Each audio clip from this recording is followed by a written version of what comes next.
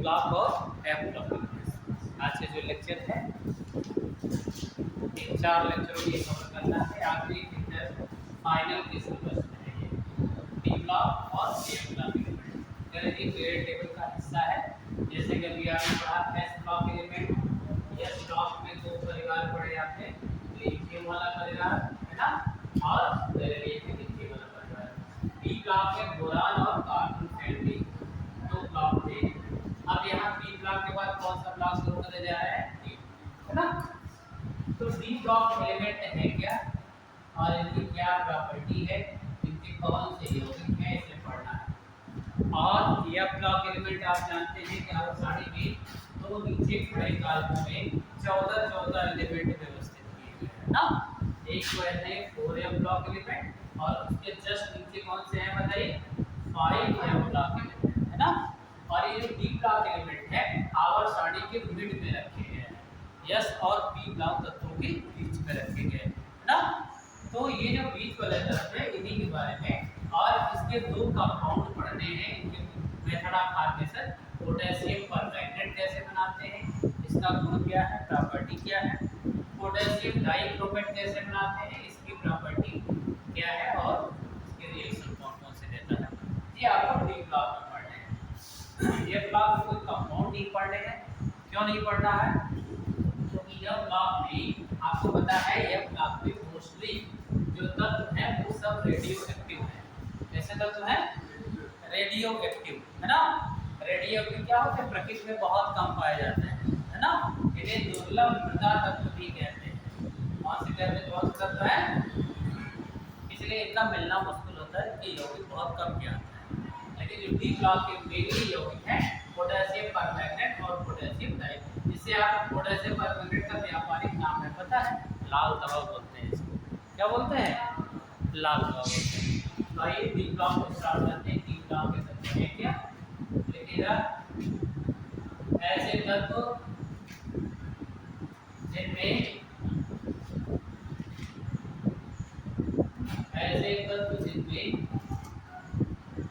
बाह्य कोश के अंतिम इलेक्ट्रॉन, ऐसे तत्व जिनमें बाह्य कोश के अंतिम इलेक्ट्रॉन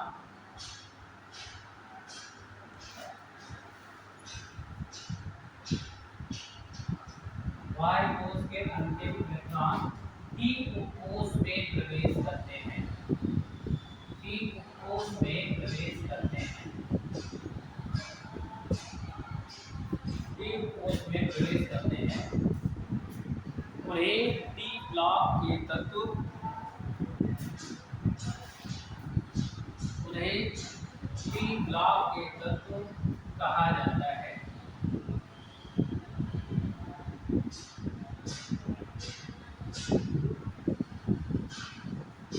इन तत्वों का सामान्य इलेक्ट्रॉनिक विन्यास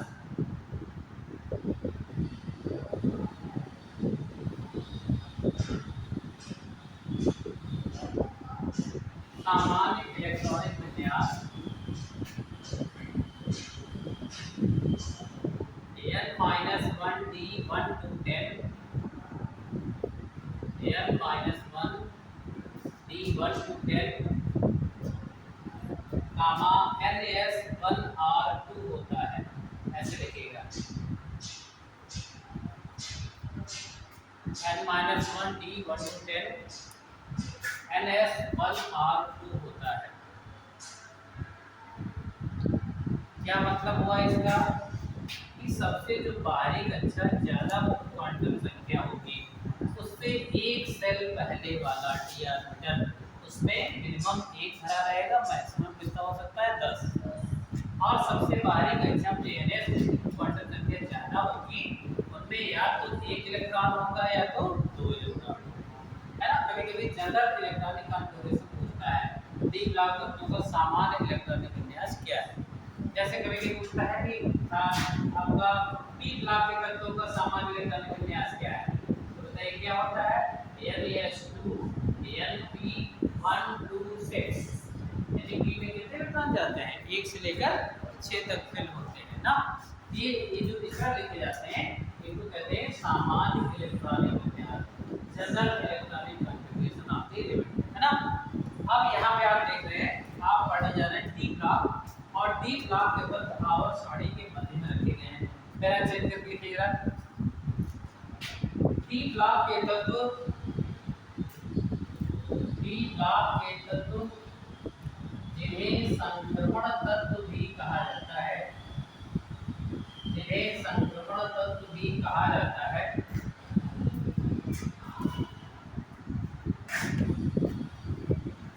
इन तत्वों को आवर्त सारणी में, आवर्त सारणी में यस और पी ब्लॉक तत्वों के मध्य, यस और पी ब्लॉक तत्वों के मध्य 10 खड़े कॉलमों में, 10 खड़े कॉलमों में व्यवस्थित किया गया है।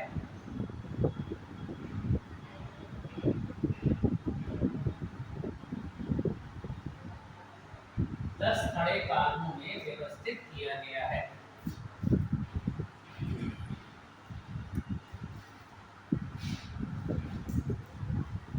इन्हें संक्रमण तत्व इसलिए कहा जाता है, इन्हें संक्रमण तत्व इसलिए कहा जाता है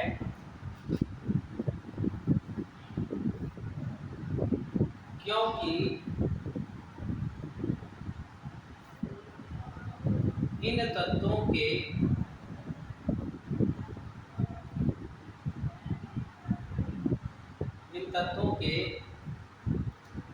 डी उपकोष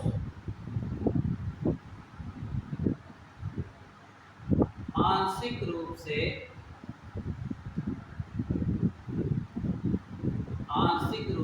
भरे होते हैं, आंशिक रूप से भरे होते हैं,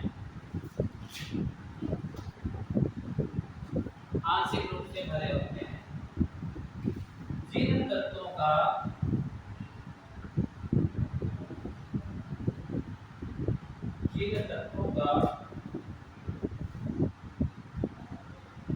डी उपकोष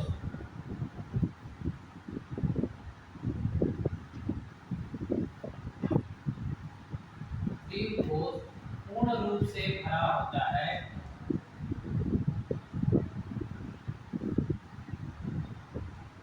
पूर्ण रूप से भरा होता है,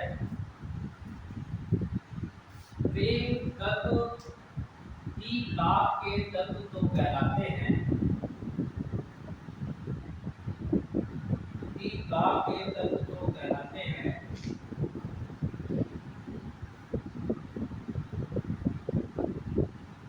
किंतु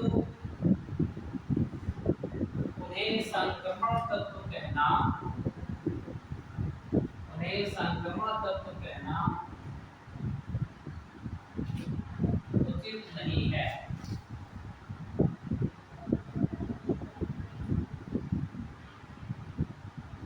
उचित नहीं है। इन तत्वों को आवर्त सारणी के मध्य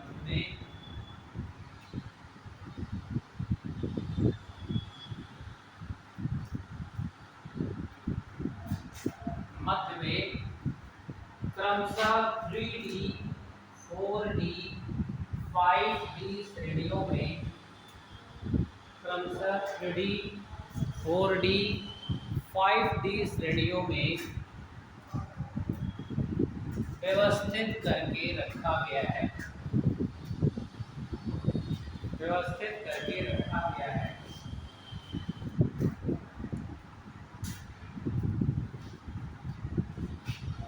बहुत अच्छे समझ लीजिए, यहाँ जो तत्व है, आप बीच वाले तत्वों की बात कर रहे हैं। आपकी प्रॉपर्टी जो भी कंपटीशन में पूछा जाएगा, केवल 3D की प्रॉपर्टी पूछी जाएगी, 3D है ना, स्कैंडियम से लेकर ज़िंक, इन तत्वों के गुण, इनके यौगिकों के बारे में।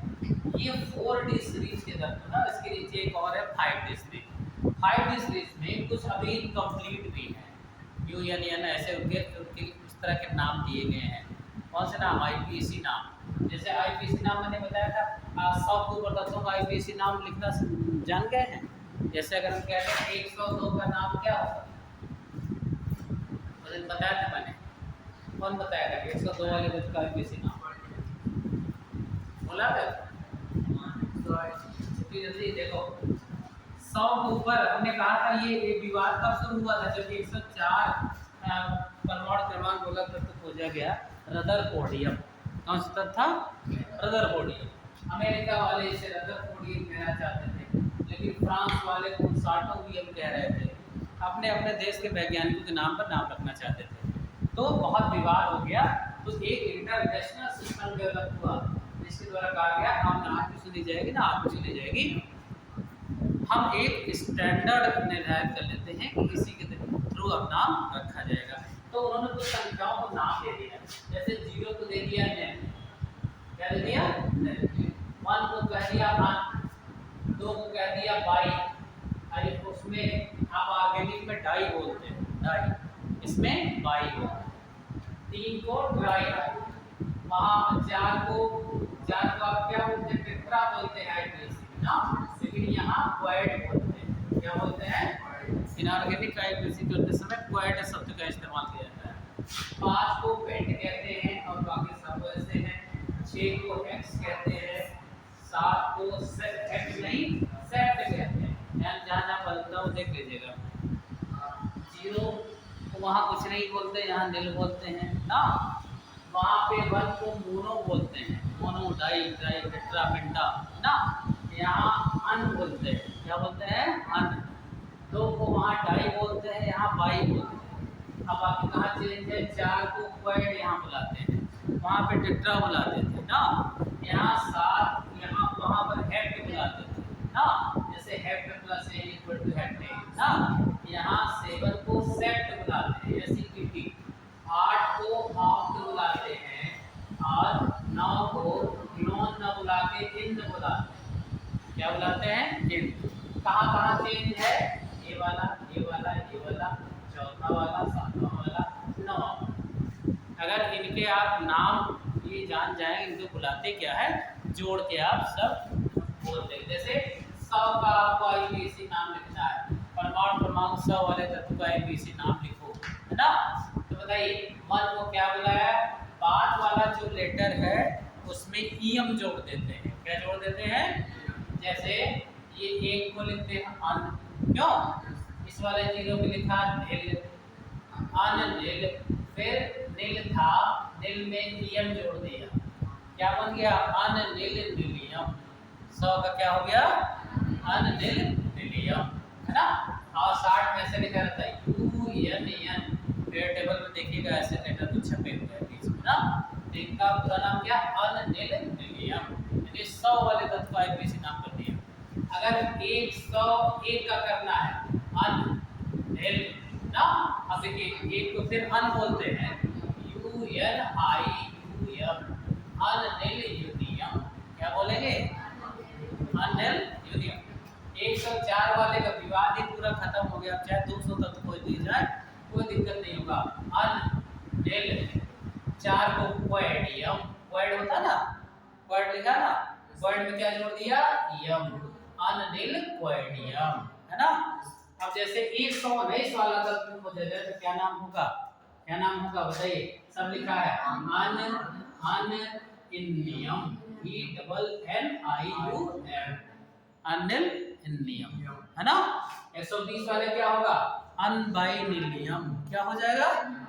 अन, 2 को बाई, 0 को निल, निल में लगाएंगे EM, क्यों? अनबाइनिलियम, है ना। 117 वाले तत्व का IPC नाम बताइए।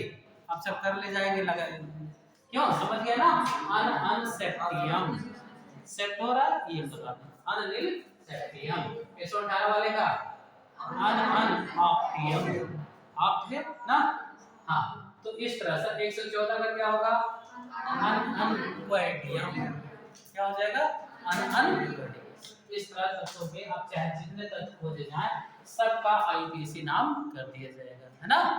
बस केवल क्या जानते रहे? ये इनको कहते क्या है, लास्ट में लगाना क्या है, बस जोड़ दिया लास्ट वर्ड के साथ यम। क्या जोड़ देंगे, यम, है ना, स्पेशल नाम है। अब जो मैं बताने जा रहा हूँ जैसे 3D 4D के तत्व, अभी तक वो जो बहुत बहुत कॉमन तत्व आप देखते हैं, इनके खूब इलेक्ट्रॉनिक विन्यास भी करते हैं आप, है ना, और यही सीरीज में कंडीशन में भी आती है, क्योंकि इनमें ना कई अपवाद होते हैं इलेक्ट्रॉनिक विन्यास के ना। ये देखिए 3D सीरीज है, ये 4D सीरीज है। 4D सीरीज में वाई को हेट्रियम कहते हैं, ये जिरकोनियम है, ये नायोबियम है, मॉलिब्डेनम है, टेक्नीशियम है, रुथेनियम है, रोडियम है, पैलेडियम है, सिल्वर है, कैडमियम है। क्या कहते हैं इनको, ये 4D, यानी अंतिम इलेक्ट्रॉन किसमें प्रवेश करेगा, 4D, है ना। और इन तत्वों का अंतिम इलेक्ट्रॉन किसमें प्रवेश करेगा, 3D में, है ना। इसीलिए 3D सीरीज कहे जाते हैं, 4D कहे जाते हैं। इसके नीचे 5D है, 5D के दो तत्वों के बाद 14 तत्व गायब हो गए हैं और उठा के नीचे रख दिए गए हैं यह ब्लॉक एलिमेंट। कौन से ब्लॉक एलिमेंट, 6D सीरीज वाले, वो भी इनकम्प्लीट है, पूरा कंप्लीट नहीं, उठा के 14 तत्व उसके नीचे रख दिए गए हैं 5F में। तो अगर बहुत ज्यादा से ज्यादा इन दोनों सीरीज के तत्वों को आप कॉपी बना लीजिए, लेकिन जो भी पूछा जाएगा प्रॉपर्टी 3D से ही पूछी जाती है, ठीक है, बनाइए कॉपी में। अगर कोई पूछे कि why they are called transition element, transition element क्यों कहते हैं, संक्रमण तत्व क्यों कहते हैं, अभी मैंने क्या लिखा है, पहली बात तो ये बीच वाले ना, यस और पी ब्लॉक के तत्वों के बीच वाले, है ना, जिनके गुण यस ब्लॉक से भी मिलते होंगे और कुछ गुण पी ब्लॉक से मिलते होंगे। और डेफिनेशन क्या है, तो उनकी संक्रमण तत्वों की जिनके डी उपकोष अपूर्ण भरे हों, यानी पूरा का पूरा भरा ना हो, 1 से लेकर 9 तक अगर होते हैं। अच्छा बताइए D10 हो गया, इसका मतलब इसका कोष डी पूरा भर गया, है ना, तो वो डी ब्लॉक का तत्व तो कहा जाएगा, लेकिन वो संक्रमण तत्व नहीं कहा जाएगा। अभी इलेक्ट्रॉनिक विन्यास करके देखिएगा कि क्या आपको जिंक को संक्रमण तत्व कहना चाहिए, नहीं कहना चाहिए, क्या लेकिन जिंक को डी ब्लॉक का तत्व कहना चाहिए, कहना चाहिए, क्योंकि बताइए क्या इलेक्ट्रॉनिक विन्यास होता है, आर्गन, बताइए 4s2 पहले बन जाता है और 3d10, यदि इलेक्ट्रॉनिक विन्यास में दिया रहा हो, आपको पहले चैप्टर पढ़ाया जाता है इलेक्ट्रॉनिक विन्यास ना। अब आप देख रहे हो s भी भरा है, डी पूरा का पूरा भर गया ना, तो डी ब्लॉक को संक्रमण तत्व कहना उचित नहीं है, लेकिन ये डी ब्लॉक का तत्व है ना। जिस पर क्यों डी ब्लॉक का तत्व है, क्योंकि अंतिम इलेक्ट्रॉन किसमें प्रवेश कर रहा है, डी कोष में सेल में प्रवेश कर रहा है ना।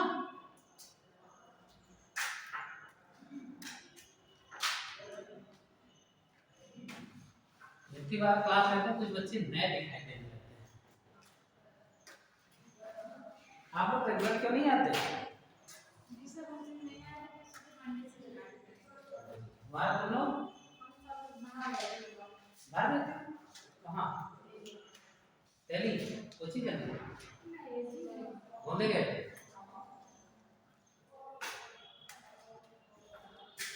हवा नहीं लगी, कभी पेट का एग्जाम 2 दिन हुआ, जब 50% बच्चे ना कर पाए, दिया कितना क्वेश्चन सही हुआ, वो देखो मैं कहा ना 50% करना मुश्किल हो जाएगा, तैयारी नहीं ऐसे भागती रहो दिल्ली बम्बई कलकत्ता, है ना।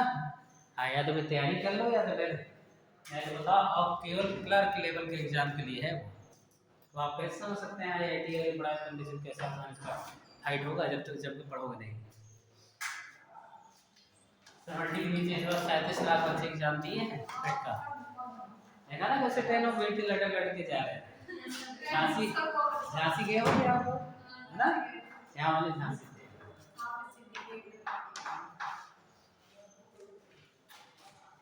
इतना आसान नहीं है नौकरी लेना, बताइए इसमें आप अभी लेखपाल में पिछली वैकेंसी हुई है उसमें 65% 65 मार्क हैं, 65 मार्क, इनको 100 में 65 मिले हैं, जबकि पद 8000 थे।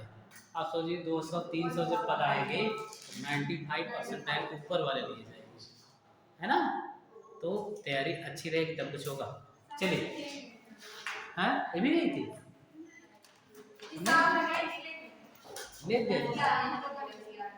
पक्की सहेली है तुम्हारी है।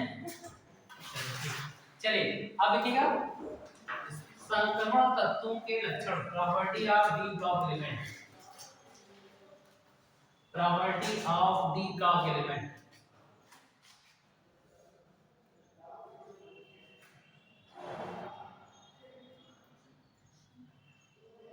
देखिए एक ऑब्जेक्टिव क्वेश्चन सॉल्व करिएगा। Which element do not belongs to D block element, कौन सा एलिमेंट डी ब्लॉक से संबंधित नहीं है? ए बात करो जी, copper, B R H,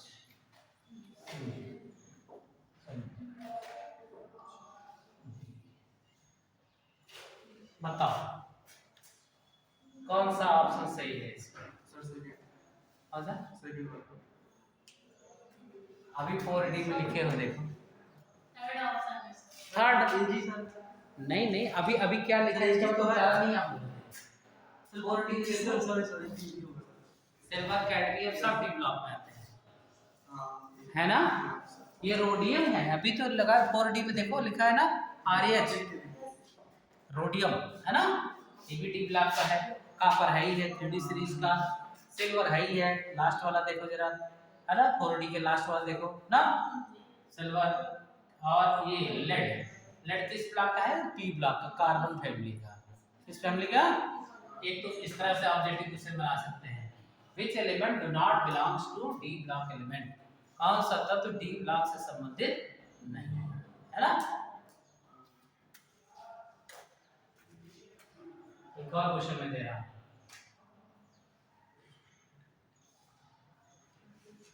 which pair of element belongs to D block element?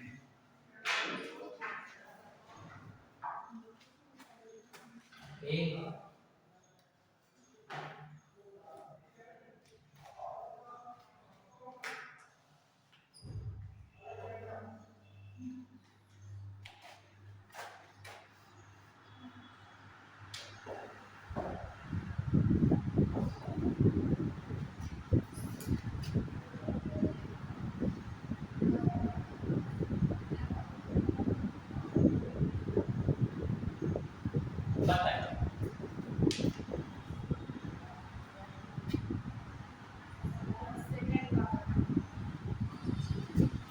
अच्छे पहले क्वेश्चन पढ़ा करिए।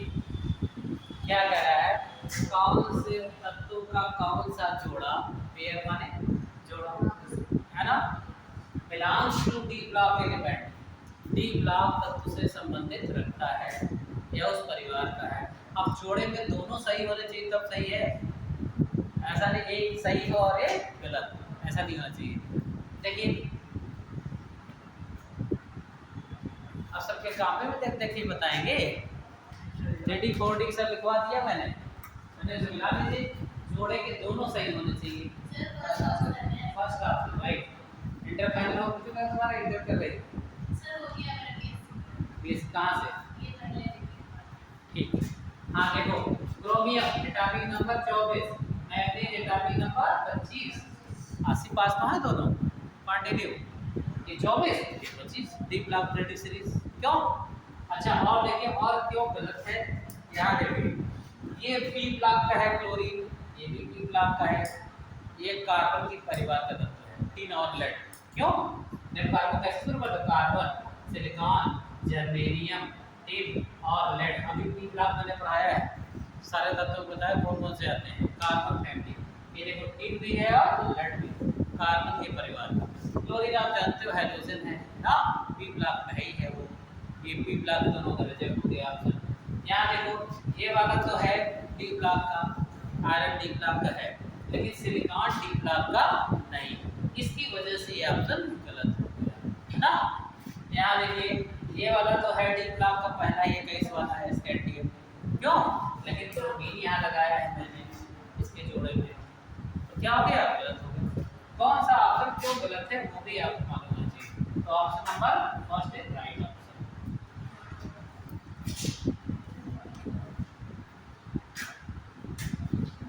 बता दीजिए दोनों।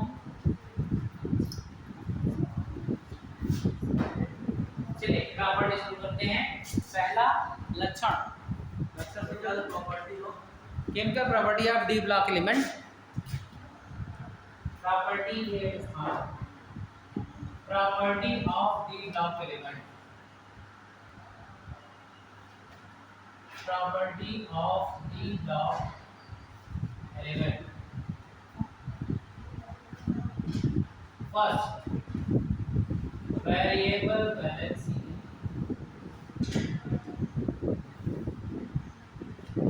हिंदी में कहते हैं परिवर्ती संयोजकता। परिवर्ती संयोजकता वेरिएबल बैलेंसिंग।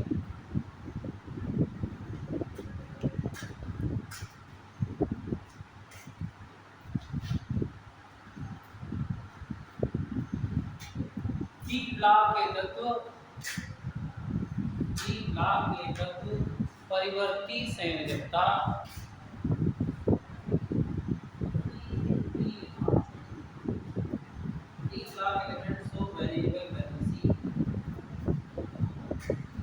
डी ब्लॉक के तत्व परिवर्ती संयोजकता प्रदर्शित करते हैं।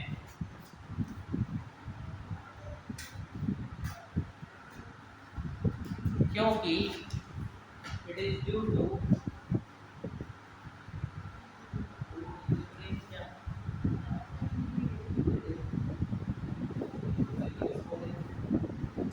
कोई नहीं है, दोनों लैंग्वेज पढ़ सकते हैं, कोई दिक्कत नहीं है, दोनों मिक्सअप चाहे लिखा करें। ठीक, हाँ क्या लिखा पहले हिंदी कंप्लीट करिए। क्योंकि इन तत्वों के डी उपकोष आंशिक रूप से भरे होते हैं। It is due to their outermost orbital are partially filled। आंशिक रूप से भरे होते हैं। their outermost orbital are partially filled। partially माने आंशिक रूप से भरा हुआ ना। so they show variable valency। for example, अच्छा वेरिएबल बैलेंसिंग का अर्थ समझ लीजिए आप। बीएससी प्रीवियस तक सब पढ़ा जाता है, पी ब्लॉक डी ब्लॉक सब है ना। इनऑर्गेनिक पढ़ते हैं, तीन ब्रांच अलग हो जाती है, इनऑर्गेनिक, ऑर्गेनिक, फिजिकल है ना। तो ये मोटी मोटी किताबें अगर यहाँ चेन के यहाँ कॉलेजों में सीरीज ऐसे पत्ते में दिख रहे जो आकर रटवा दिया जाता है। 5-6 साल पेपर सॉल्व कर लीजिए, पास हो जाइए बीएससी है ना। लेकिन बीएचयू से इलाहाबाद विश्वविद्यालय से अच्छी सी यूनिवर्सिटी जब पढ़ेंगे, इतनी मोटी मोटी है इनऑर्गेनिक किताब, इतनी मोटी है ना। कुरियर शर्मा थी है ना, अब यहाँ पे जिसकी चलती है वो पठानिया की। और ऑर्गेनिक इतनी मोटी एम.के. जैन की बुक चलती है। फिजिकल कितनी मोटी एस.पी. गुप्ता, तमाम राइटर है ना। अगर पढ़ना चाहे बहुत सिलेबस ब्रॉड हो जाता है बीएससी है ना। तो अब यहाँ देखिए वेरिएबल बैलेंसिंग मतलब वेरिएबल का परिवर्ती का मतलब बदलती हुई संयोजकता। परिवर्ती माने जैसे आपने देखा है आयरन कभी +2 चार्ज में एग्जिस्ट करता है, कभी +3 में एग्जिस्ट करता है। जैसे देखिए आप जब ये 2 में होता है फेरस क्लोराइड बनाता है, क्या फॉर्मूला हुआ FeCl2 फेरस क्लोराइड। और जब 3 में होता है आपने ये भी किताबों में लिखा देखा होगा FeCl3 सूत्र है ना। ये कौन सा है बताइए, फेरिक क्लोराइड। क्या है, फेरिक। और ये क्या है बताइए, फेरस। तो बताइए दो चार्ज में एग्जिस्ट कर रहा है, यानी यहाँ तो आयरन 2 क्लोरीन को जोड़ रखा है। अच्छा कोई भी तत्व जितने तत्वों को जोड़ने की मैक्सिमम कैपेसिटी रखता है वही उसकी क्या होती है, बैलेंसी होती है, संयोजकता होती है, संयोग करने की क्षमता। जैसे कार्बन की बैलेंसी कहते हैं कार्बन संयोजकता कितनी होती है, 4 होती है। कार्बन मैक्सिमम कितने बॉन्ड बनाता है, 4 बॉन्ड बनाता है ना। अब यहाँ आप देख रहे हैं 2 यौगों को देख रहे हैं कि एक में 2 बॉन्ड बनाया है और इसमें 3 तत्वों को जोड़ रखा है। यहाँ आयरन की बैलेंसी क्या है, 3 है और यहाँ आयरन की बैलेंसी 2 है। तो आप देख रहे हैं कि ये 3 ब्लॉक के तत्व ऐसे तत्व होते हैं जो अपनी बैलेंसी को बदलते रहते हैं ना। उसका रीजन क्या है, इनके डी कोष में जो आंशिक रूप से भरा है। कभी एक इलेक्ट्रॉन जब आपने पढ़ा होगा क्रोमियम और कॉपर आपा के नियम का उल्लंघन करते हैं ना, इनका क्या करता है 4s2 रहता है, 3d4 होना चाहिए था, किसका क्रोमियम का, करता क्या है एक इलेक्ट्रॉन खींच लेता है अपने अंदर आधा भरने के लिए, स्थायी होने के लिए, 3d5 हो जाता है, 4s1 हो जाता है ना। ये घटनाएं स्टेबिलिटी गेन करने के लिए, अस्थायित्व प्राप्त करने के लिए तत्व करते रहते हैं। इसीलिए एक कोष इलेक्ट्रॉन दूसरे में, दूसरे से निचले वाली कोष में ऐसे जंपिंग होता रहता है। इनकी बैलेंसियां इसीलिए क्या करती हैं, बदलती रहती है ना। आपने देखा होगा कि कॉपर क्लोराइड के CuCl2 एक बनता है, एक बनता है Cu2Cl2, ये दोनों क्लोराइड बनते हैं। कॉपर यहाँ पे कॉपर 2+ स्टेट में क्या है 2, ये देखिए एक क्लोरीन पे 1 माइनस, 2 क्लोरीन पे 2 माइनस, तो दो एक कॉपर पे 2+ आएगा ना, तो देखिए कॉपर पे 2 चार्ज है। यहाँ देखिए 2 क्लोरीन पर 2 माइनस ओवरऑल, दोनों कॉपर पे 2+ होगा, एक कॉपर पे निकालेंगे तो 1+ आएगा ना। तो यहाँ कॉपर पे क्या चार्ज है 1+, जिसमें चार्ज कम हो वो अस की अवस्था में, और जिसमें चार्ज ज्यादा हो इक की अवस्था में होता है। जैसे इसे क्या कहेंगे क्यूप्रिक क्लोराइड, क्या कहेंगे क्यूप्रिक क्लोराइड। और बताइए इसे क्या कहेंगे क्यूप्रस क्लोराइड, क्या बोलेंगे क्यूप्रस क्लोराइड। अब आप देख रहे हैं कॉपर ने भी अपनी पहचान बदल दी, अपनी बैलेंसी को बदल दिया। यहाँ पे 2 चार्ज वाला है, यहाँ पर 1 चार्ज वाला है इस यौगिक में, क्यों तो बताइए। तो ये तत्व जैसे जिंक क्लोराइड ZnCl2 बनता है, ZnCl4 भी बनता है। आप बताइए है ना। क्रोमियम मिनिमम 3 बॉन्ड से लेकर CrCl3 ये भी बनाता है, और 6 बॉन्ड तक मैक्सिमम बनाता है, 6 है ना, मिनिमम 3 मैक्सिमम 6 बॉन्ड। तो इन तत्वों की बैलेंसियां यानी जो दूसरा तत्व जुड़ रहा है उनसे जुड़ने की क्षमता परिवर्तित होती रहती है, इसलिए इस गुण को कौन सी बैलेंसी कहते हैं, परिवर्ती संलग्नता। द्विग्लाभ तत्व का एक लक्षण ये है जैसे 2 या 2 से ज्यादा अवस्थाओं में एग्जिस्ट करना, जैसे और ये परिवर्ती संलग्नता केवल इन्हीं का नहीं है, द्विग्लाभ तत्व भी कुछ दिखाते हैं। वो इनर्ट पेयर इफेक्ट यदि आप क्लास में रहे हो बताया था, अक्रिय युग्म प्रभाव के कारण SnCl2 और SnCl4 जो बनता है, स्टेनस क्लोराइड और स्टेनिक क्लोराइड। आपने 2 सूत्र और पढ़े होंगे HgCl2 और Hg2Cl2। बताइए ये है मर्क्यूरिक क्लोराइड, क्या है ये मरकरी का मर्क्यूरिक क्लोराइड। फिर ये क्या होगा मर्क्यूरस, क्या होगा मर्क्यूरस क्लोराइड। ये सब द्विग्लाभ तत्वों के यौगिक हैं जो बनते, इसे कैलोमल भी कहा जाता है, कैलोमल है ना। इसे पूछते हैं जैसे आपका सिंदूर का सूत्र कभी कभी पूछा जाता है, व्हाट इज सिंदूर, सिंदूर क्या है जानते हैं, क्या सूत्र क्या है, देखो Pb3O4 एक्चुअली ये रेड लेड है, इसका फार्मूला है रेड लेड। ये सिंदूरी रंग का चूर्ण है, सिंदूर की तरह का चूर्ण है लेकिन सिंदूर नहीं है, ध्यान देना। इसको कहते हैं रेड लेड, लेड का ऑक्साइड है, ठीक है।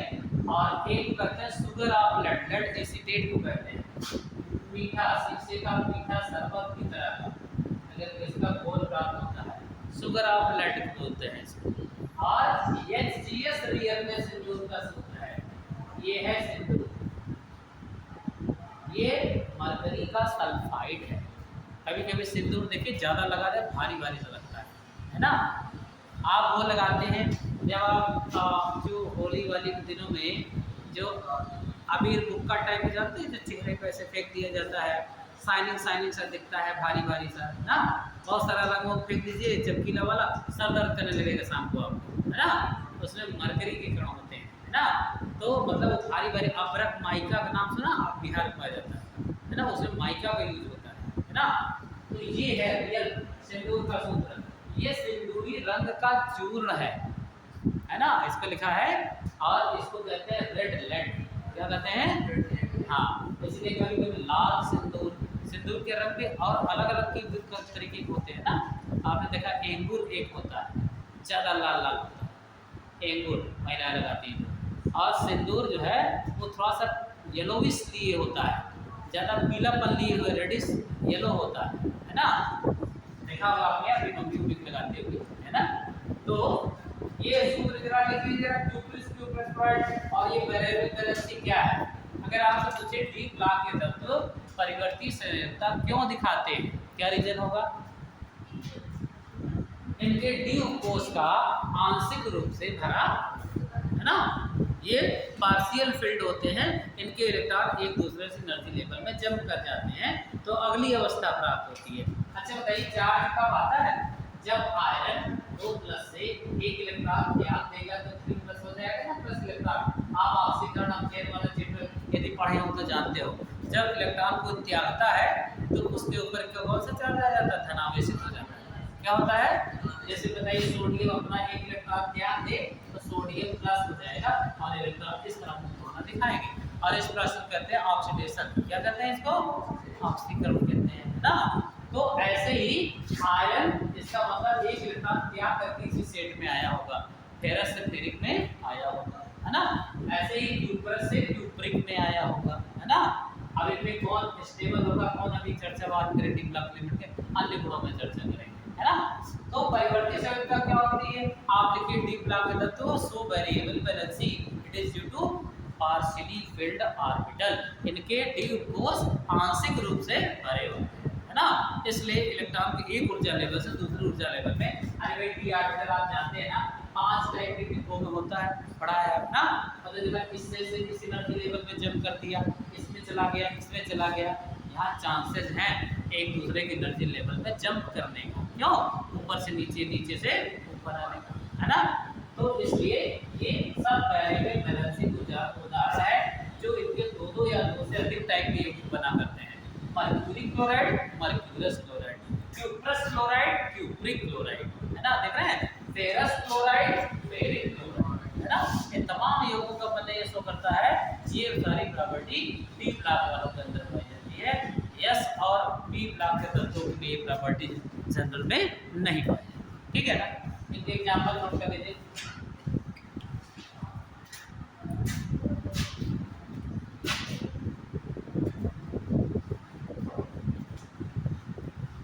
दूसरा,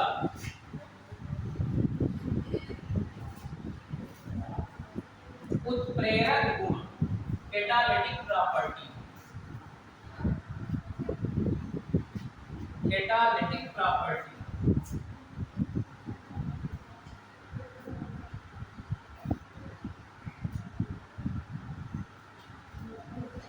सेकंड प्रॉपर्टी है कैटालिटिक प्रॉपर्टी। आपने नाम सुना होगा उत्प्रेरक का, सुना है ना।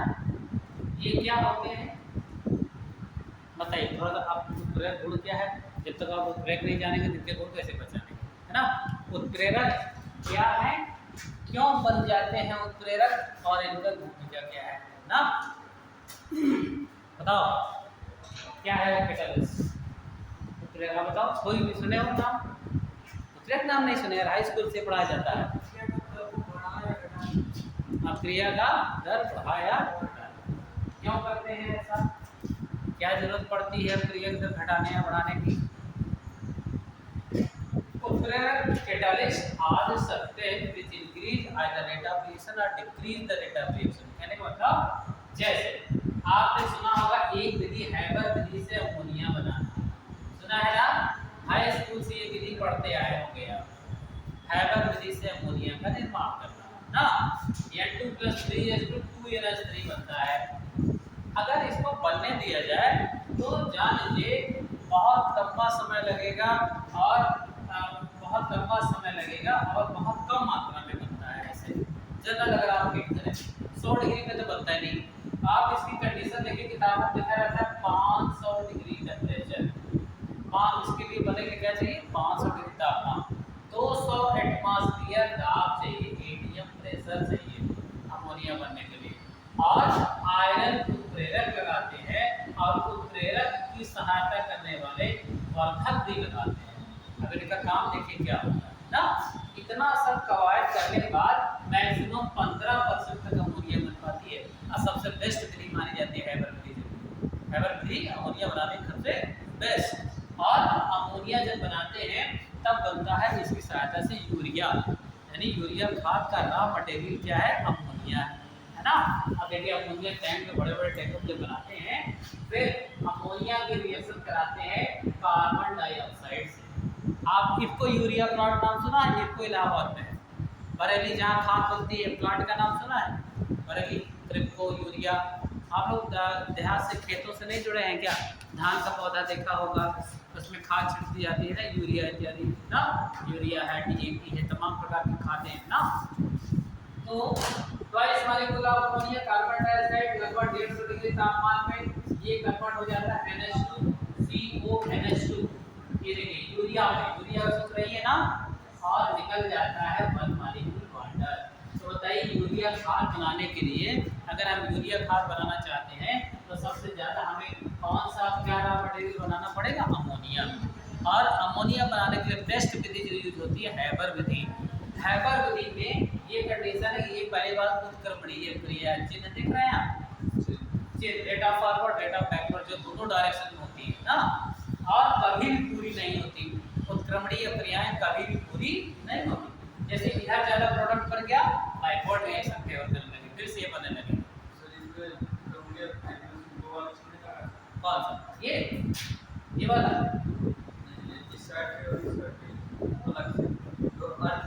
ऐसे ऐसे नहीं, फुल एरो नहीं दिखा, फुल एरो नहीं दिखा है ना। ये फिजिक्स के लैंग्वेज में कभी कभी सिस्टम में चलता है, मशीनों के सिस्टम में, लेकिन केमिस्ट्री के इसमें नहीं। सिंगल हाफ एरो ऐसे और सिंगल हाफ एरो ऐसे है ना। इन वर्ड्स में एक सिंगल एरो फुल ऐसे है अनुत्क्रमणीय, ठीक ना, और हाफ एरो सिंगल है तो उत्क्रमणीय, जो दोनों डायरेक्शन में होती है। एक ऐसे होती है दोनों में ऐसे डबल डबल है। अभी टर्मिनोलॉजी पढ़ाया जाएगा, सिंबल पढ़ाया जाएगा बीएससी जब आप करोगे ऑर्गेनिक में। इसका मतलब है डबल एरो ऐसे ऐसे हो, ये शो करता है रेजोनेंस। क्या शो करता है? रेजोनेंस, अनुनाद शो करता है ना। और एक होता है सिंगल फिश हुक एरो, ऐसे मछली की चोंच की तरह ऐसे उठा के हाफ एरो ना, इसको कहते हैं सिंगल फिश हुक एरो, मछली की चोंच जैसा एरो। और हाँ ये कहता है सिंगल इलेक्ट्रॉन ट्रांसफर। क्या क्या कहते हैं? Single electron. अभी डीएफ जा रहा है ना, आप जबरदस्त ऑर्गेनिक आपका ऑर्गेनिक के लेक्चर में लगेगा है ना। लेक्चर मिस मत करिएगा, ऑर्गेनिक केमिस्ट्री की जान है, ऑर्गेनिक में बसती है। इधर तो थियरी है, उधर कॉन्सेप्ट ज़्यादा है ऑर्गेनिक में ना, मैकेनिज्म में बताऊंगा है ना पूरा। तो देखिए इसका मतलब एक इलेक्ट्रॉन ट्रांसफर हो रहा है। अगर कहीं ऐसे एरो बनी हो, डबल इलेक्ट्रॉन ट्रांसफर है, क्या है ये है ना। और ऐसे कहीं लिखा है तो सिंगल इलेक्ट्रॉन ट्रांसफर रिएक्शन है ना। हाँ तो हम बात करो जी, अभी खड़ा करते जो ब्रेक बताऊंगा आपसे पूछूंगा। तो क्या काम करते हैं कि 200 एटमॉस्फेयर वाटर दाब लगाते हैं, आयरन उत्प्रेरक का उपयोग करते हैं, और उत्प्रेरक की सहायता करने वाले पदार्थ उत्प्रेरक वर्धक कहलाते हैं। क्या कहलाते हैं? जैसे आप दोनों हैं बहुत सुस्त रिएक्शन कर रहे हैं, आप में बॉन्डिंग तेज नहीं हो रही, टकराव तेज नहीं है। अच्छा रिएक्शन होने के लिए क्या चाहिए? टक्कर चाहिए। क्या चाहिए? टक्कर ऐसी हो, अभी आप एक कार्टेशियन पढ़ेंगे, टक्कर जैसे यहाँ पे ए और बी दो मॉलिक्यूल हैं आपस में टकरा रहे हैं है ना, और टकरा रहे हैं ऐसे धीरे से मार रहा है ना, कोई बांड नहीं टूट रहा है इसका ना। अब टक्कर इतनी जोरदार हो जाए तो उसका बांड क्या हो जाए? टूट जाए है ना, उनके बंधन से क्या हो जाए? मुक्त हो जाए, अब फ्री होकर के मैक्सिमम तक पहुंच जाए, मैक्सिमम एनर्जी लेवल तक पहुंच जाए। इसे कहते हैं, हिंदी में कहते हैं दहलीज पर पहुंच गया। कहाँ पहुंच गया? ऐसे टक्कर जोरदार हो। अच्छा यही टक्कर देने के लिए ही मॉलिक्यूल को क्या देते हैं? उष्मा देते हैं, एनर्जी देते हैं। कभी करंट से रिएक्शन होती है, कभी गर्मा के करते हैं। 500 डिग्री ताप क्यों जरूरी है? क्योंकि सोचिए, आपको सोचिए ना, बेसिकली सोचिए आप, ये याद मत करिए आप, इनके बताइए इनका मजबूत बंधन तोड़ना है, ट्रिपल बॉन्ड 13 और इलेक्ट्रॉनों की साझेदारी से बना है ना। अब आप जानते हैं जरूरत जब दोनों की बराबर है तो बताइए ये इनका रिश्ता बहुत स्ट्रांग होगा कि नहीं? ये कैसा है, 8 हमारा हो जाए तो हम पूरी तरह कंप्लीट हो जाए, ये भी वही कंडीशन है। जब दोनों के हालात सेम है तो दोनों के बीच जो रिश्ता बनेगा बहुत मजबूत बनेगा। क्यों? जब मजबूती रिश्ता होगा उसको तोड़ने के लिए बहुत ज़्यादा ऊर्जा भी आवश्यक है। भाई मजबूत दीवार तोड़ने के लिए ज़्यादा टक्कर मारनी पड़ेगी, है ना। आप कोई बांध देखिए सिंगल वाला है ना, सिंगल बांध को तोड़ने के लिए कम ऊर्जा की जरूरत होगी, है ना। तो ये जो ट्रिपल बॉन्ड ये दोनों जब तक फ्री नहीं होंगे तब तक एक नया बॉन्ड नाइट्रोजन और हाइड्रोजन में कैसे बनेगा? नहीं बनेगा। नया बॉन्ड बनना है तो प्रोडक्ट है बनता है ना। तो बताइए इसी बॉन्ड को ब्रेक करने के लिए और नया बॉन्ड बनने के लिए जो ये ऊष्मा की जरूरत है कितना डिग्री है? 500 डिग्री, तब जाके फ्री होकर नया बॉन्ड बनता है। और इसके साथ साथ चाहिए उत्प्रेरक आयरन क्या करते हैं, जैसे आपने रामायण में सुना होगा हनुमान जी जब खोज करने जा रहे थे सीता जी की, तो समुद्र के किनारे चुपचाप ऐसे बैठे थे ना, तो जामवंत जी उनकी बल की याद दिलाते हैं ना, का चुप साध रहा परवाना ना। आप लोग शायद यहाँ का नहीं होता ना, होता होगा तो कहें कि आप जो है इतने बहादुर हो, क्यों सुप्त बैठे हो, है ना। एक आप ही ऐसे हो जो कि ये समुद्र को लाग सकते हो और उनका पता लगा सकते हो, तब उनको अपने बल का एहसास होता है। ये जो काम जामवंत जी ने उनके लिए किया, यही काम कौन करता है? कैटालिस्ट करता है। कौन करता है? उत्प्रेरक। कभी कभी क्या होता है, उत्प्रेरक का मेनली काम होता है अभिक्रिया की दर को बढ़ाना। अच्छा, अभिक्रिया की दर को बढ़ाएगा तो तुरंत जल्दी जल्दी टक्कर बढ़ने लगेगी और ये बनना शुरू हो जाएगा तेजी से, है ना। अब तेजी से बनना शुरू हो जाए, इसको हम अलग बर्तन में इकट्ठा करते रहेंगे और फॉरवर्ड रिएक्शन हमारी बढ़ी रहेगी ना। अगर मान लीजिए इसको ज़्यादा कर दिया तब तो रिएक्शन बैकवर्ड भी जाने लगेगी, है ना। मतलब चलो जो हम बनाना चाहते हैं अमोनिया फिर से टूटने लगा इसमें, है ना। तो अगर आप चाहते हो कि बहुत ज़्यादा अमोनिया जल्दी जल्दी बने ज़्यादा मात्रा में, तो जिस पात्र में अमोनिया बन रही है उस पात्र से अमोनिया को निकालते जाओ, हमेशा इधर कमी बनी रहे, है ना। अगर इधर कमी बनी रहेगी तभी तो टकरा टकरा करके उत्प्रेरक क्या करेंगे, कोई इधर भेजता रहेगा, है ना, कि जाओ अमोनिया बनाओ, है ना। तो उत्प्रेरक अपक्रिया की गति को क्या कर देते हैं? बढ़ा देते हैं। ऐसे रासायनिक मटेरियल जो अपक्रिया की गति को क्या करते हैं? बढ़ा देते हैं, है ना। अच्छा, बढ़ाई नहीं देते, घटा भी देते हैं। कभी कभी क्या होती है, कोई अपक्रिया शुरुआत में धीमी गति से होती है और वो अपक्रिया डेंजरस है, विस्फोटक है ना। तो वैसे जैसे आपका जब स्टैंडर्ड बनता है तो उसमें क्या करते हैं, थोड़े समय बाद विस्फोट होने के चांसेस होने लगते हैं, ब्लास्ट वगैरह फूट जाएगा, है ना। कोई खतरा लाइफ में होने जा रहा है ना, विस्फोटक मटेरियल कोई बन रहा है, तो कुछ समय बाद ऐसा मटेरियल मिला देते हैं जो मॉलिक्यूल की रिएक्शन को रेट को क्या कर देता है? घटा देता है। आप रुक जाओ, धीमी गति से हो। जिस तरह परमाणु बम में सुना होगा न्यूट्रॉन मंदक के रूप में भारी जल का प्रयोग होता है, सुना है बात? सुना, भारी जल, है ना, न्यूट्रॉनों की गति को मंद कर देता है और धीरे धीरे केमिकल रिएक्शन रुक जाती है परमाणु भट्टी में, है ना, अपार मात्रा में ऊर्जा निकलती है ना। तो उत्प्रेरक ऐसे जो अपक्रिया की दर को घटा दे उन्हें निगेटिव कैटालिस्ट कहते हैं। कैसे?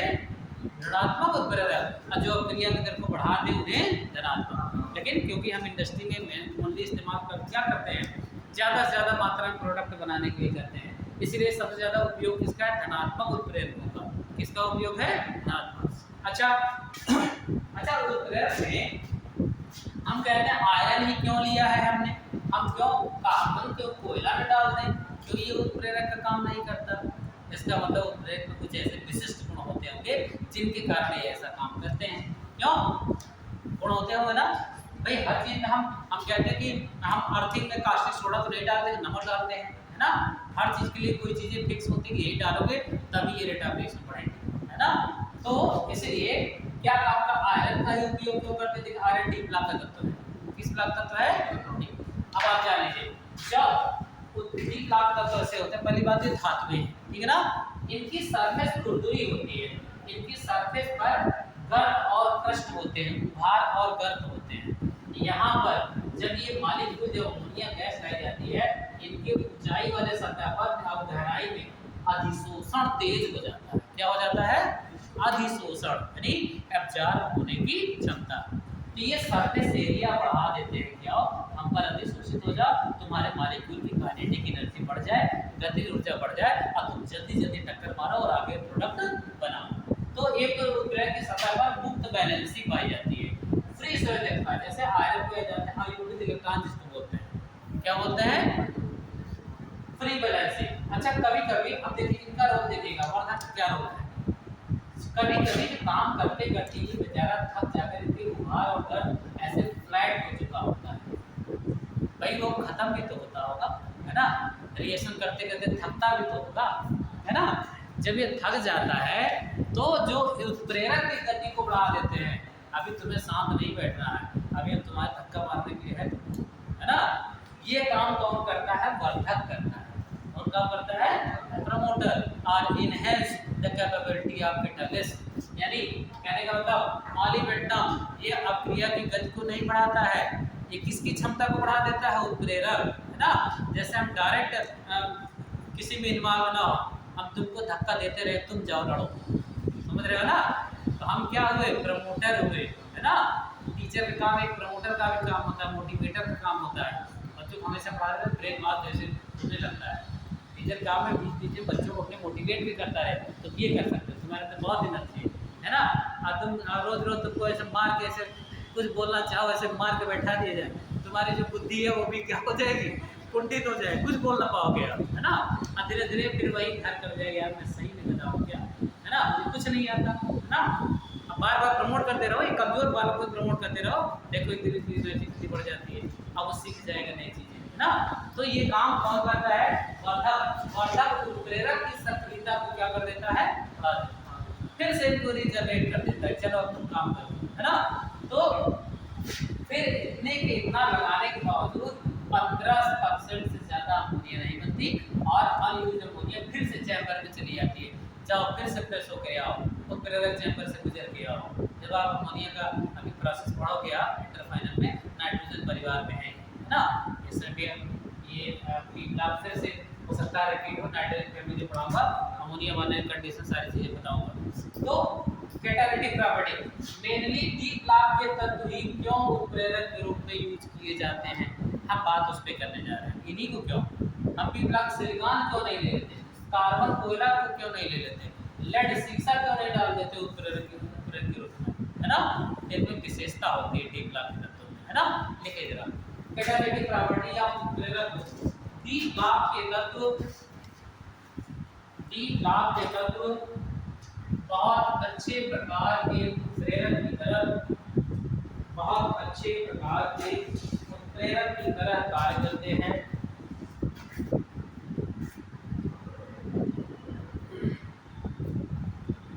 अच्छे प्रकार के उत्प्रेरक की तरह कार्य करते हैं, डी ब्लॉक तो अच्छे प्रकार के उत्प्रेरक की तरह कार्य करते हैं, क्योंकि इनकी सतह पर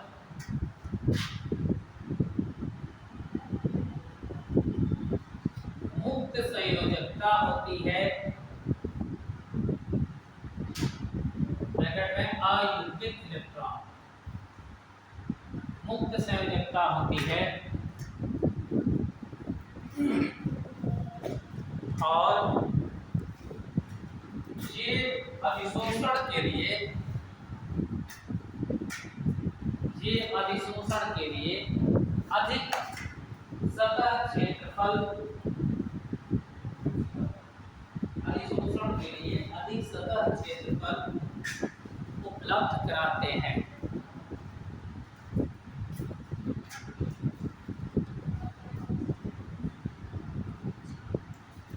अधिक क्षेत्रफल उपलब्ध कराते हैं।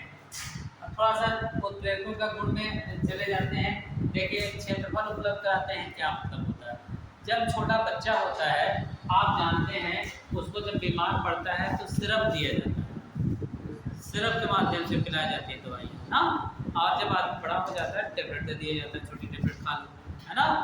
तो क्यों, जब उसका फंक्शन डेवलप नहीं होता तो जो दवाई है ज़्यादा से ज़्यादा कैटालिस्ट का काम करे। अच्छा आप लिक्विड फॉर्म में दोगे तो सतह क्षेत्रफल ज़्यादा उपलब्ध कराएगा, और ठोस के फॉर्म में तो क्षेत्रफल क्या होगा, कम होगा। या कभी कभी आप देखिए जब आप डिस्प्रिन दवा खाते हैं, सर दर्द की गोली डिस्प्रिन ना, कभी कभी कहते हैं टेबलेट खाने से ज़्यादा काम अगर तेज करना चाहते हैं उसको पानी में घोल दें, कभी घोल के खाया, नहीं खाया, डिस्प्रिन को पानी में घोलिए, देखिए झाग उठने लगेगा, एसिडिक होता है डिस्प्रिन, है ना, डिस्प्रिन टेबलेट, ऐसे झाग ऐसे बुलबुले निकलेंगे। आप उसको खोल के पी जाइए, सर दर्द में बहुत तेज़ी से आराम देगा। जब टेबलेट खाने में 10 मिनट बाद होगा तो उससे कहीं कि 5 ही 7 मिनट में काम करने लगेगा। इसका मतलब दवा का सतह क्षेत्रफल क्या हो गया, बढ़ गया। अब वो दवा अच्छी तरह उत्प्रेरक के काम आपकी बॉडी में कर रही है। यानी उत्प्रेरकों को काम करने के लिए जितना क्षेत्रफल ज़्यादा होगा उतना बेहतरीन तरीके से काम करते हैं। तो डी ब्लॉक वाले क्या करते हैं, सतह उपलब्ध कराते हैं कि ताकि उस पर अधिशोषण तेज हो जाए और वो बहुत अच्छी तरीके से काम करने लगे, है ना। जैसे आप सतह की बात देखिए, जब आप एक बहुत बड़े बर्तन में पानी रख देते हैं ऐसे और एक गहरे बर्तन में पानी रख देते हैं, 1 लीटर पानी एक बड़े बर्तन में रखिए और एक गहरे बर्तन में रखिए, किसमें वेपराइजेशन तेज होगा, जिसका क्षेत्रफल ज़्यादा, उसका पानी पहले उड़ जाएगा, गहरे वाले के देर में उड़ेगा, पानी उतना ही है ना। तो जब सरफेस एरिया ज़्यादा होता है तो कोई भी चीज़ उत्प्रेरक बहुत अच्छी तरीके से क्या करते हैं, बॉडी में काम करते हैं ना। और काम के ऊपर जैसे एग्जाम्पल के बहुत कॉम्बिनेशन जोड़ा मिला के पूछा जाता है। एग्जाम्पल जैसे पहला एग्जाम्पल, हैपर विधि से अमोनिया के निर्माण में,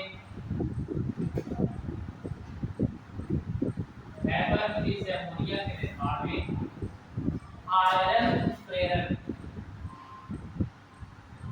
आयरन उत्प्रेरक का प्रयोग करते हैं।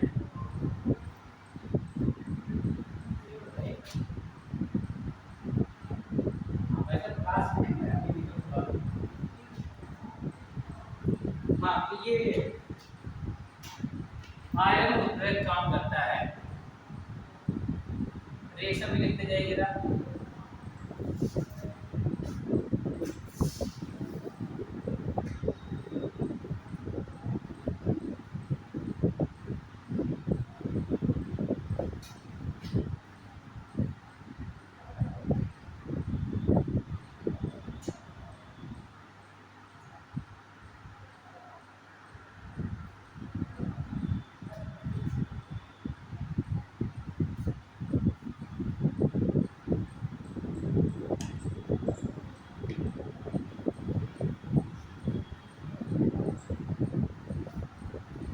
दूसरा एग्जाम्पल है वनस्पति तेल से वनस्पति घी बनने में। वनस्पति तेल से डालडा घी खाया होगा सभी लोगों ने, खाया से बनता है ना। जैसे आपने एक पामोलिव ऑयल आता है ना पैकेट के अंदर, तेल से जो घी बनता है उसमें निकिल उत्प्रेरक होता है, एंटीरोडियम वर्धक होता है। वनस्पति तेल से वनस्पति घी बनने में निकिल उत्प्रेरक का उपयोग करते हैं।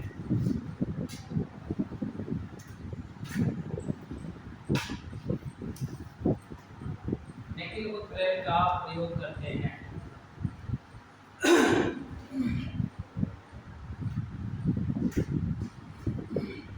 तीसरा एग्जाम्पल, डीकन विधि से क्लोरीन के निर्माण में, डीकन विधि से क्लोरीन के निर्माण में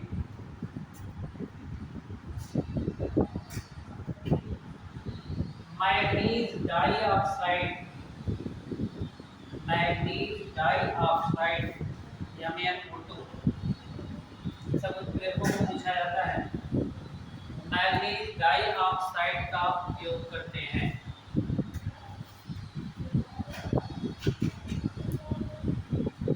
मैग्नीज डाइऑक्साइड का उपयोग करते हैं।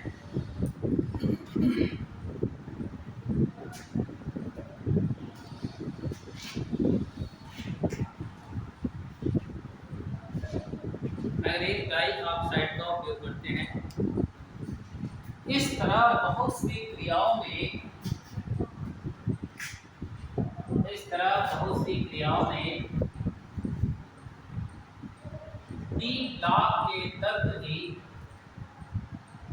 डी ब्लॉक के तत्व ही उत्प्रेरक के रूप में, डी ब्लॉक के तत्व ही उत्प्रेरक के रूप में कार्य करते हैं।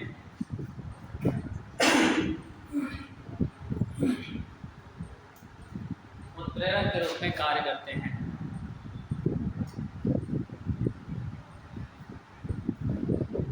कैटालिस्ट चैप्टर जो लगेगा बहुत सारा सरफेस केमिस्ट्री में है कैटालिस्ट, है ना।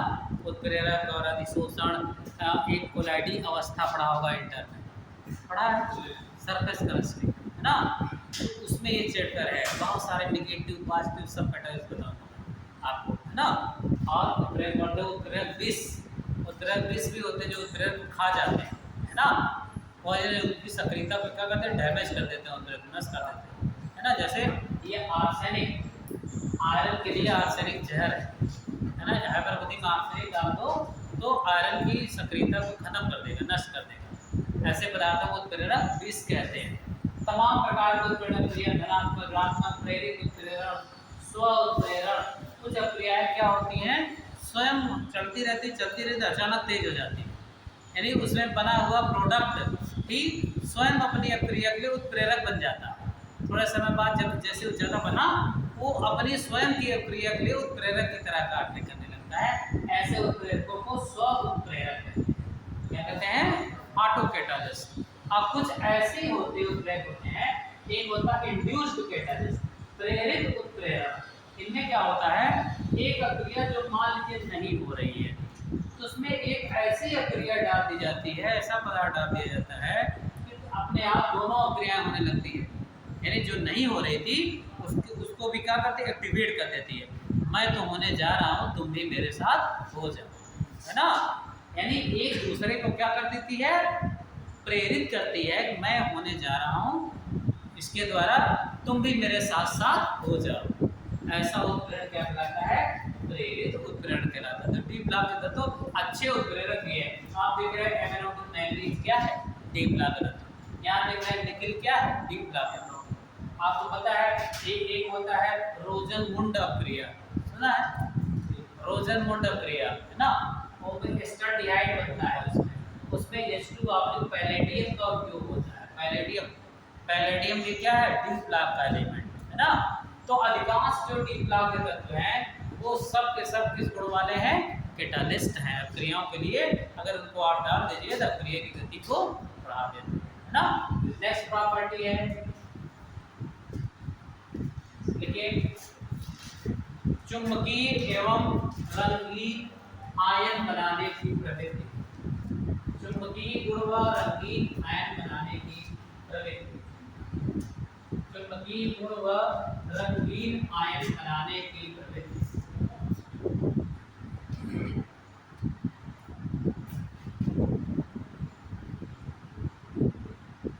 Magnetic and coloured property.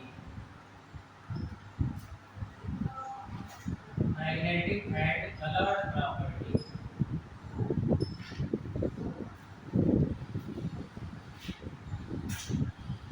D block के अधिकांश तत्व, डी ब्लॉक के अधिकांश तत्व, most of the D block elements show magnetic and coloured property. D block के अधिकांश तत्व चुंबकीय गुण वाले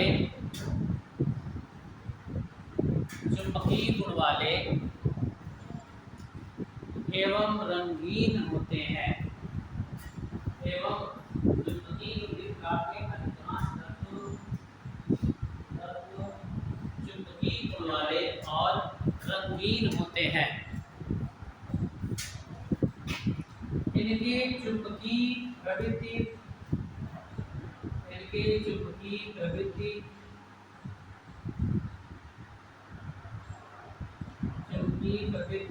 और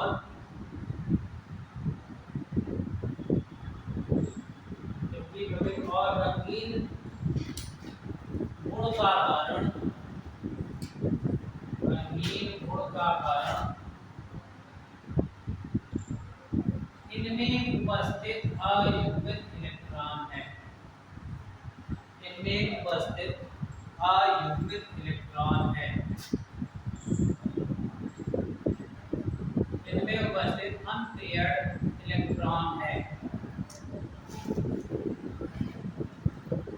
अयुग्मित इलेक्ट्रॉन है।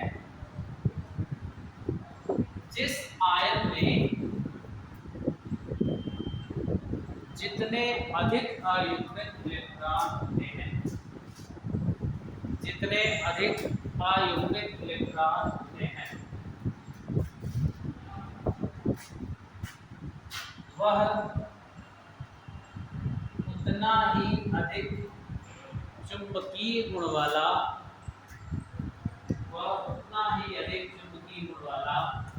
और रंगीन प्रवृत्ति का होता है। चुंबकीय गुण वाला और रंगीन प्रवृत्ति का होता है।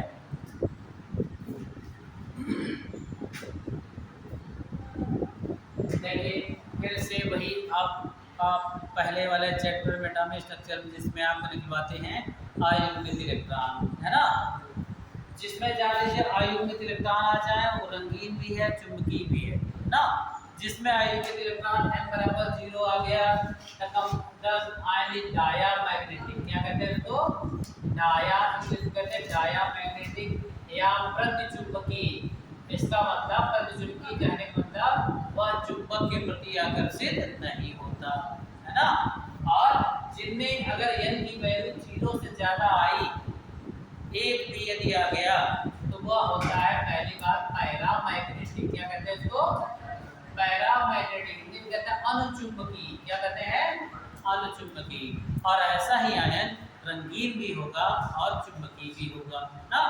तो इन सब को निकालने के लिए आपको अच्छे से अयुग्मित इलेक्ट्रॉन निकालना आना चाहिए। अच्छा, अब कुछ आयनों प्रवृत्ति बारे में आपको पता है, कॉपर सल्फेट .5H2O जब होता है इसको आप कहते हैं नीला धोखा, याद है ना। तो हाई स्कूल से सूत्र रटा जाता है, नीला धोखा सूत्र बताओ, ब्लू विट्रियल, ब्लू कलर का साल्ट ना। और Fe2O.7H2O इसे कहते हैं हरा कसीस। क्या कहते हैं इसको, हरा कसीस, ग्रीन विट्रियल, है ना। नीला धोखा और ग्रीन विट्रियल, इसका मतलब इसका रंग नीला है इसके साल्ट का, इसका रंग हरे रंग का साल्ट है। देखिए रंगीन कंपाउंड है ना। रंगीन क्यों है, अब इसकी बात करता है, अंदर की बात करता है। आपको निकालना पड़ेगा अयुग्मित इलेक्ट्रॉनों की संख्या ना। जैसे कॉपर का आपको पता है 29 होता है परमाणु क्रमांक, क्या होता है। और आप ये भी जानते हो यह आपका के नियम का क्या करता है, उल्लंघन, है ना। होना क्या चाहिए था, लास्ट के इलेक्ट्रॉनिक विन्यास का लास्ट वाला भी मैंने बता दे दिया आपको लिखने का तरीका कि ऐसे लिख लिया करिए 4s3d। तो कक्षाएं ऐसे आप याद किए रहा करिए ना। इसके पहले 4s में डालेंगे फिर d डालेंगे लास्ट में ना। ये माना 18 कर दिया हमने, आर्गन को बंद करने का मतलब क्या, 18 तक हो गया ना। 18 तो 20 9 29 ऐसा होना चाहिए था ना। लेकिन आपने पढ़ा होगा कॉपर आपा के नियम का पालन नहीं करता, क्या हो जाता है 4s1 3d10, क्या हो जाता है, ये नहीं कॉपर का, कॉपर के याद और क्रोमियम आपा के नियम को पालन नहीं करते। अच्छा बताइए, ये नेचुरल कॉपर का आपने किया, किसका किया, अयुग्मित इलेक्ट्रॉन निकालते समय मैं बार-बार बता दूं, पहले नेचुरल का कर लिया करिए, इसके बाद इलेक्ट्रॉन को निकाल करके देखा करिए। पहले से इलेक्ट्रॉन अगर निकाल के किया तो 90% गलत हो जाएगा। कभी-कभी किसी को सही भी हो सकता है लेकिन 90% गलत निकालेंगे आप। अब देखिए हमने ये कॉपर का भी किया है। अब बताइए कॉपर ने कितने इलेक्ट्रॉन त्याग दिया है, 2 प्लस का मतलब 2। अच्छा, जब डालते निम्नतम ऊर्जा स्तर में है, आपका का नियम क्या कहता है, इलेक्ट्रॉन निम्नतम ऊर्जा स्तर से उच्चतम ऊर्जा स्तर में प्रवेश करता है। ये कहता ना, जैसे सीढ़ियां हैं, आपको पैर रखना हो पहले कहाँ रखोगे, ये, फिर इस पर जाओ, फिर इस पर जाओ ना। उसी तरह आपका ने नियम बनाया था, इलेक्ट्रॉन निम्नतम ऊर्जा स्तर से उच्चतम ऊर्जा स्तर में प्रवेश करेगा। और ऊर्जा स्तर को निर्धारित n+n का नियम हमने बताया था। यदि आप भूल जाएं ये इसको लगा लिए करिए, मालूम हो जाएगा। अगर आप क्लास मिस किए होंगे तो सब फिर बेकार हो जाएगा, कोई मतलब नहीं, फिर वहाँ जाना पड़ेगा मुझे। तो अब देखिए 2 इलेक्ट्रॉन निकाला, जब डालते निम्नतम ऊर्जा स्तर से है तो निकालेंगे भी निम्नतम से पहले। निम्नतम ऊर्जा स्तर कौन है, 4s। बताओ 4s खत्म, देखिए कि तो गया था इसमें, एक इससे भी निकल जाएगा। तो बताइए 3d10 की जगह क्या बचा, 3d9, क्या बचा, कॉपर 2 प्लस का इलेक्ट्रॉनिक विन्यास हो गया ना। अच्छा बताओ d9 में जब आप भरोगे, अब भरने में कौन सा रूप लगता है, पता होगा हुंड का नियम। कौन सा नियम, और हुंड का नियम कहता है जब तक कि सभी में एक एक इलेक्ट्रॉन भर ना जाए जोड़ा बनना प्रारंभ नहीं होता। हाँ, 9 इलेक्ट्रॉन डालना है, पहला गया, दूसरा गया, तीसरा गया, चौथा गया, पांचवा गया, छठवां गया, सातवां गया, आठवां गया, नौवां गया, ये हो गया अयुग्मित इलेक्ट्रॉन। कौन सा इलेक्ट्रॉन? जिसका जोड़ा नहीं है, यानी कॉपर 2+ में अयुग्मित इलेक्ट्रॉन n बराबर 1 है। क्या है? अयुग्मित इलेक्ट्रॉन को n से, स्मॉल n से दिखा देते हैं, ठीक है ना। अब देखिए अयुग्मित इलेक्ट्रॉन निकालना सीख गए, कैसे भरना है, कैसे निकालना है। अब इसमें हम बात करेंगे, इसका परमाणु क्रमांक है 26, इसका परमाणु क्रमांक 26। अब देखिए दोनों आयरन में कौन ज्यादा चुंबकीय होता है, देखिएगा जिसमें अयुग्मित इलेक्ट्रॉन ज्यादा होंगे लिखवाया है वह उतना ही ज्यादा चुंबकीय, उतना ही ज्यादा कलर्ड। क्यों? अब देखिए, अब 26 का आर्गन ये कर दिया 18, हमने कहा कौन से दो ऑर्बिटल लिया, केरा करिए 4s3d। क्यों? 18 2 20 6 26 ऐसे भरते हो ना। क्यों? पहले 4s भरता है फिर 3d पे जाता है ना। तो बताओ अब कितने इलेक्ट्रॉन निकालना है? 2।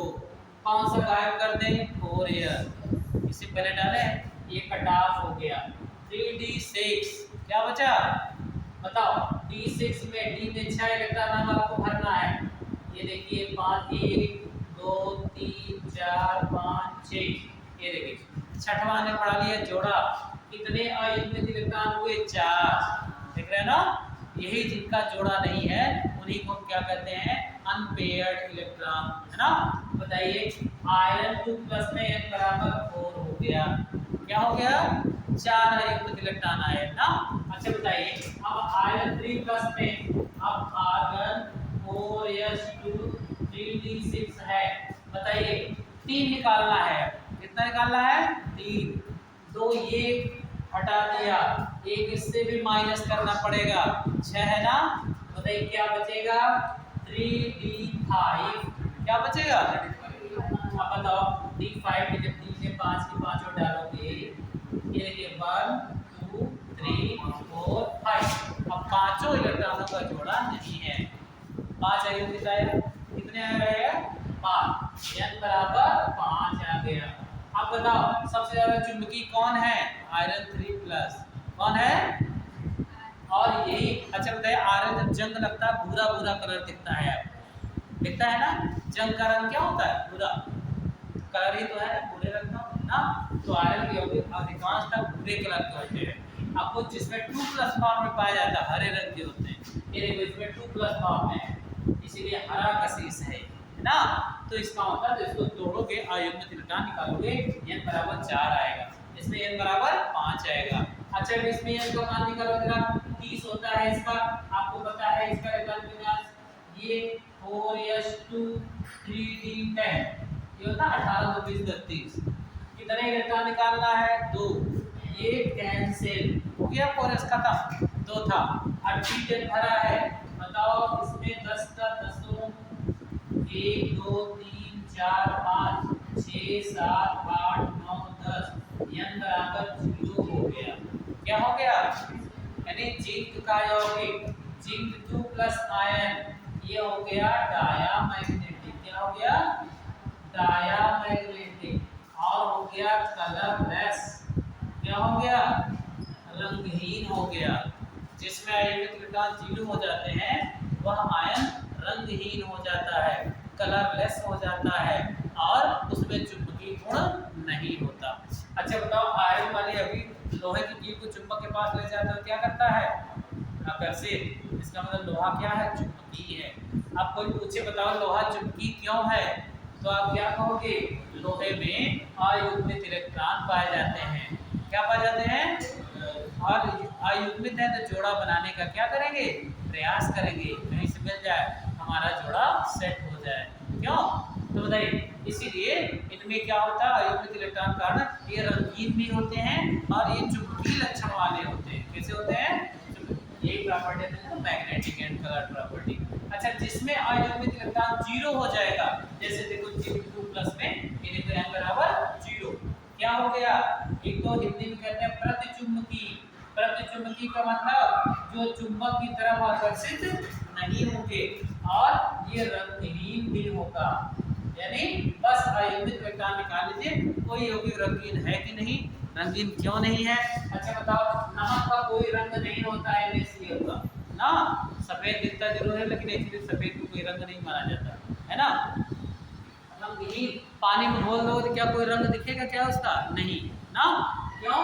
क्योंकि आप बता सकते हो ये Cl माइनस में टूटेगा किसी आयत में, तो निकाल के देखो आयत में इलेक्ट्रॉन शून्य आ जाएंगे भाई। सोडियम का 1s2 2s2 2p6 3s1 यही करते हो इलेक्ट्रॉनिक विन्यास। क्यों बताइए? 11 होता है, 2 2 4 6 10 और 1 11। अटेंडेंस शीट कहाँ है? ठीक है बेटा, देखो अब क्या सोडियम ने एक इलेक्ट्रॉन क्या कर दिया है? त्याग दिया है, यानी ये 3s वाला खत्म हो गया, 10 बचा ना। अब बताओ 2p6 लास्ट में p 3 प्रकार में बटा होता है, 1 2 3 4 5 6 सब इलेक्ट्रॉनों का जोड़ा बन गया, कोई भी अयुग्मित इलेक्ट्रॉन सोडियम में नहीं है, इसीलिए सोडियम का रंगहीन हो जाते हैं। क्या हो जाते हैं? इसीलिए नमक क्या है? रंगहीन है। अगर एक भी अयुग्मित इलेक्ट्रॉन होता रंगीन हो जाता, क्यों? है ना। चलो इसको उतार, बाउंस कर जाएगा और नेक्स्ट प्रॉपर्टी कल फिर स्टार्ट होगी, यौगिक बनाए जाएंगे। क्लास मिस मत करिए, तब कुछ समझ में आएगा, बाउंस करेगी केमिस्ट्री, है ना। ये सब चीजें हम बेटा भी कर सकते, मेरी क्लास में तभी पढ़ा चुके थे डिटेल, अभी बीच बीच में आ जाती है, जैसे नए नए जब चेहरे दिखाई देते हैं तो समझाने के लिए मुझे फिर से रिपीट करना पड़ता है ना। ठीक है, ये भी बच्ची आज नहीं है, कहाँ पढ़ती हो? यूनिवर्सिटी है, इसी सारा एडमिशन हमारा भी यूनिवर्सिटी का रही क्या करती है? कब हुआ इसी साल कंप्लीट हो गया? कहाँ से? तो एडमिशन तो देते रहो, नीट तैयारी के नाम पे तैयारी करते रहो, ऑनलाइन ऑफलाइन दोनों। ठीक है बेटा, ये बंद कर दो, तेरा कैंसर